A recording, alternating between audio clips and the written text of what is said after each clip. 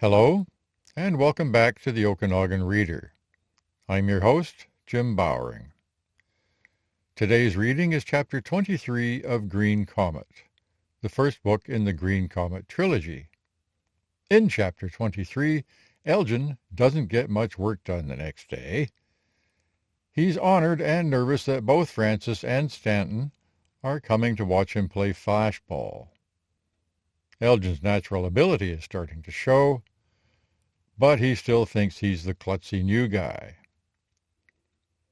Buzzard is the crowd favorite, of course. They get a startling proposal about the joining of the comets. Well, I decided to come back to this setup. The other one's not bad, sitting on the exercise ball, but that microphone with the noise in it, I don't know, it just wasn't as good as this side here. This one, the microphone is quiet when I'm not talking, and that's pretty well the way you want it to be, I think, isn't it? So, what do you think? If you think anything, let me know which one you prefer, and I'll see about accommodating your wishes. You could accommodate my wishes by, if you're not already subscribed, subscribing. Please subscribe. It's not that big a deal. I've subscribed to a lot of YouTube places, and nothing bad has happened to me. And if you like this video or any of the other videos, or you want me to continue making them and posting the chapters for Green Comet, then like the video. Click the thumbs up button. That's all you have to do. It's not as if I'm going to put you on a mailing list if you click that button or something. That's all. So, here we go then. Chapter 23, Shimmer's Idea. That was it. Elgin, in a mystery to him, found that he could be in her light, listening to her music as much as he wanted. They had a date after work. She was going to come and watch him play flashball, and she wanted to come to the cafe after the game. If he hadn't heard the pure tones in her words, telling him it was right, he might not have believed it. At the cafe last night, in the hours of talk and laughter, he'd caught her looking at him in a way that made him feel both shy and sure. The look on her face made him think of a girl he played with at the beach one summer. She was searching for pretty shells, and found the biggest, most perfect nautilus shell he'd ever seen. Her face glowed with the same delight, and he was amazed that Frances looked at him that way, like she had just found something precious. He couldn't account for it, but he wasn't bothering to figure it out. Some gift you just have to accept without knowing what you did to deserve it. He knew Frances was a smart woman, and she seemed to think this was a good idea, so that was good enough for him. Elgin? It was Buzzard. Elgin? Elgin came back to himself. What? I'm done, all finished. Buzzard indicated the empty table in front of him. Have you got more? I need more. Oh, said Elgin, looking sheepishly at the big stack at his elbow. Coming right up. He dug in and began supplying Buzzard again. His friend was grinning at him. Elgin's got a girlfriend, he teased. Girlfriend. However Elgin might have wanted to reply to that, he couldn't help grinning right back. He was able to say, It's not official or anything. We just went to the cafe. I know. They were there, said Buzzard. Some of the team saw you there. Oh, said Elgin, blushing under his fur. Now the whole team would know. But we were just talking, he said. They said you were lovey-dovey, lovey-dovey. Elgin was rescued when Stanton summoned him to the office. Buzzard's great big grin followed him across the room, and when he went through the door he was greeted by another one. Oh, for goodness sake, he said, does everybody know? I can't vouch for everybody, said Stanton, but I haven't met anyone yet who doesn't. The Comet is a small town, Elgin. Word travels fast. I guess I'll just have to get used to big sappy grins everywhere I go, then. I guess so, but enough of that. Tell me how it went. Elgin recounted their evening, his voice betraying his amazement that he was talking about himself and not some other lucky guy. He obviously wanted to describe every little thing that Frances had said and done, but much of it sounded banal when put into words. "That's good," said Stanton, mercifully stopping him. "That's fine. I knew you two would be good for each other." As Elgin was reacting to the implications of that statement, Stanton added, "But I was wondering how the presentation went. Do we have a project?" Once again Elgin's blush rose up under his fur, but then his boss gave him a smile and a wink, so it was all right. "Yes," he said, "the whole thing was approved. I can get started on it any time." Stanton shook his head. "I don't think I'll start you on anything new today. Maybe in a few days." "Why not? I can handle it." "Not for a while," Stanton said with finality. "I've seen you at work this morning. I don't think you'll make much of a start on a new project if you're staring off into space all the time." "I wasn't," Elgin started. "Okay, maybe I was, but I can do it. I just need to bear down." "I know you could do it, but I think you should have a day to enjoy your feelings, so just keep doing the routine stuff." Elgin thought that was a nice gesture. It was really thoughtful. "Thank you," he said. "You're welcome." Stanton clapped him on the shoulder. "I'm really happy for you, Elgin, and really happy for Frances, too." He added, "She's invited me to watch you play flashball. I hope that's okay." Elgin was flattered and stimulated by the prospect of playing in front of his boss as well as Frances, but a bit anxious, too. It made him realize that no one's opinion mattered to him more. Tonight's game was going to be special. "Of course it's okay," he said. "I'd like it if you came to every game." "Good. That's settled." Stanton had wanted to go watch him play, but hadn't because he didn't want to put extra pressure on him, and because he wanted Elgin to have a part of his life that was independent. He was glad he could go now. "Why don't we all three go together? Then Frances won't be left alone when you go into the dressing room." "All four," called Buzzard. "All four go together. All together." "Okay, Buzzard," Stanton called back. "All four." To Elgin he said, "Man, does he have good ears." "That sounds good to me," said Elgin. He went back to work then. The rest of the day was a bit of a blur, but he didn't leave Buzzard without any work again. He always managed to come out of his daydreams in time, and without needing to be prodded. Elgin was improving as a flashball player. In the last few months he had become as good as many of the other players on the team, and better than some. Not that he would have believed it if someone tried to tell him that. As far as he was concerned, he was still the new guy, relying on the competence of his teammates. Captain Rita had a different view. To her, Elgin was a versatile, dependable player that she could put into almost any situation. So far he wasn't one of her talented ones, but if he kept progressing the way he was, he soon would be. And for now she knew she could rely on him to fulfill the responsibilities she did give him. Elgin looked out through the ice, checking out the crowd. It was a pretty good one, as they all seemed to be lately. People were catching on that the Harriers were one of the best teams this season, and the Falcons, their competition tonight, were up there too. He scanned the crowd, looking for Frances and Stanton, and found them right away. It wasn't hard. Her radiance caused the rest of them to fade into dull uniformity, and Stanton was caught in the glow. She beamed and waved and clapped her hands. Stanton nodded and gave a thumbs up. To Elgin it felt like an infusion of energy directly into his bloodstream. This was Elgin's best game to date. It was one of those jumps where things come together to produce a quantum improvement. Plays that required focused effort last game were almost effortless now. Playing for Frances and Stanton gave him both inspiration and the energy to carry it out. Captain Rita saw the improvement and gave him some added responsibilities. This was what she had been waiting for. His greatest asset for the game, other than his natural physical ability, was his exceptional geometric sense. It allowed him to have an instantaneous picture of the structure of the play at every moment, and an intuition for how it would change in the next few seconds. That was all the information he needed. His usual talent for knowing immediately whether something is right let him almost instantly choose and make the best play available to him. Add in quick, accurate passes, and he was Rita's perfect choice for one of the pivot positions, which usually got extra attention from the defense. She used Buzzard differently. He didn't have Elgin's quickness, either physically or mentally, so she kept him out on the periphery where things happened more slowly. That gave his brain time to process the details of the play, and it gave his long, supple body the time and space it needed to maneuver.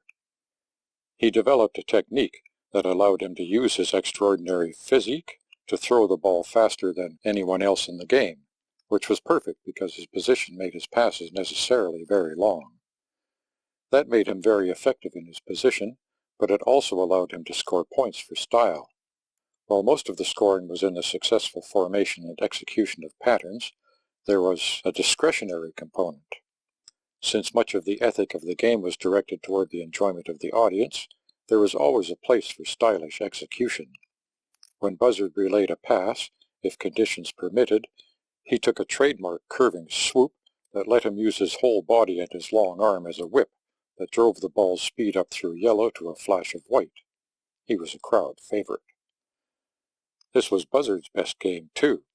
However he came to it, whether inspired by the presence of Stanton or by the performance of Elgin, his game also clicked up a notch. They made each other better, they made their teammates better, and they made the team better. The Harriers won the game, and they won it with style. The audience showed their appreciation for the beauty with a long round of applause. Members of both teams came up and congratulated Elgin and Buzzard as they made their way to the dressing room. Rita complimented them both personally as they flew out of the ball. When they came out of the dressing room, Frances and Stanton were waiting near the lenticular opening in the strut.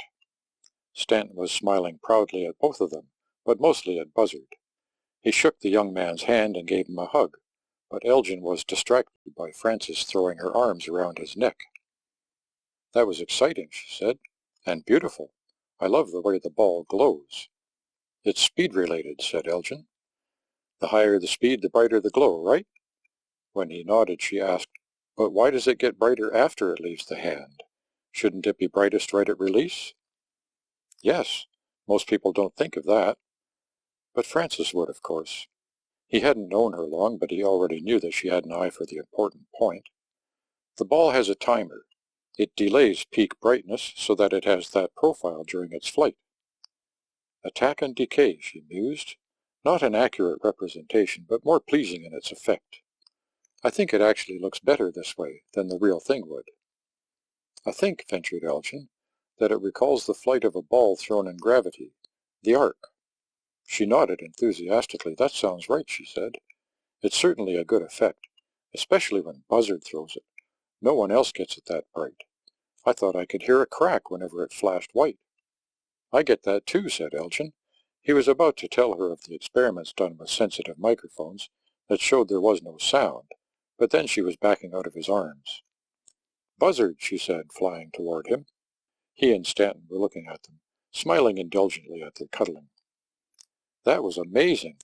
How can you throw it so hard?" She threw her arms around his neck, too, but only briefly before standing back to look in his face. "Moment arm," said Buzzard, his face showing intense emotions. "I have a long moment arm."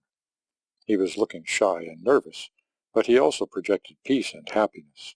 Frances could have that effect on people.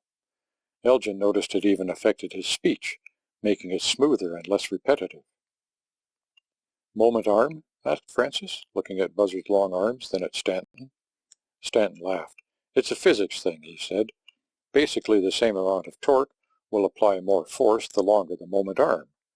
They both laughed at the inadequacy of the explanation. "Never mind," she said. "I get the idea. I'll look it up later." She patted Buzzard on the arm, and then hooked her arm through Elgin's. "Let's go to the cafe," she said. Elgin was right about the sappy grins. He and Frances weren't even being excessive in their attentions to each other, or so it seemed to him, and everyone still had that look on their faces. On the way to the square and in the cafe, sappy grin after sappy grin. He finally just had to ignore it and have a wonderful time. That was easy in the company of Frances. They didn't spend the whole time together. Other people wanted to talk to Frances too. Rita had a good long talk with her. Elgin was standing with Stanton, watching them. "What do you suppose they're talking about?" he asked. "What do you think?" said Stanton, or who, more likely. "I don't know," said Elgin. The two women looked at him, and he waved. They waved back, and then put their heads together again. They must be happy, he thought. They were smiling. Who do you think they would have to talk about? Asked Stanton.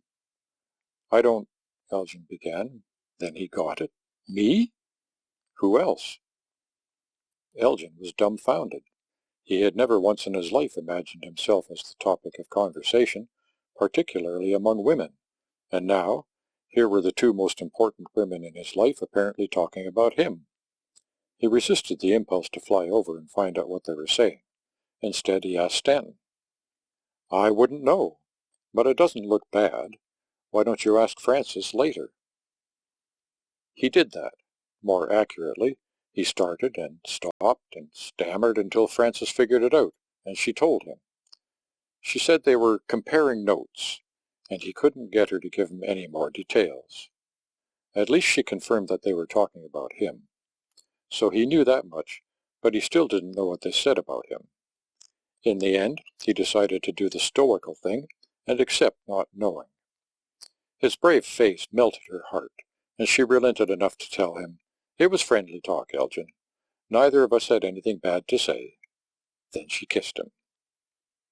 His mind was still full of the night before when he got to work the next morning. They spent some time chatting and drinking coffee, reliving flashball plays, and rehashing discussions before getting down to work. It took him a few minutes of looking before he registered what was on the piece of permapaper in front of him. When he did put it together, he still couldn't absorb its meaning. His sense of right was satisfied, because the plan was good, but it conflicted with his sense of reason. What was being proposed was so bizarre that he even doubted himself momentarily. He checked the attribution on the submission, which showed that it hadn't been assigned by Stanton. That was a relief anyway. The author had put it in on their own initiative. It was Shimmer, the unreliable one that Stanton tolerated for his occasional insights. The outlandish nature of the plan began to make a little more sense. Still, he went over it again. Then again. It still came out right, in spite of how wrong it seemed it must be. Finally, he passed it over to Buzzard with the comment, This one is weird, as he placed it on the good pile. Buzzard nodded and carried on with the one he was doing. Elgin picked up another paper and tried to examine it, but he couldn't keep his mind off the last one, so he wound up watching his partner, waiting for him to get to it. Buzzard felt himself being watched, and it made him curious, so when he was done he picked up the latest edition instead of keeping to the normal rotation.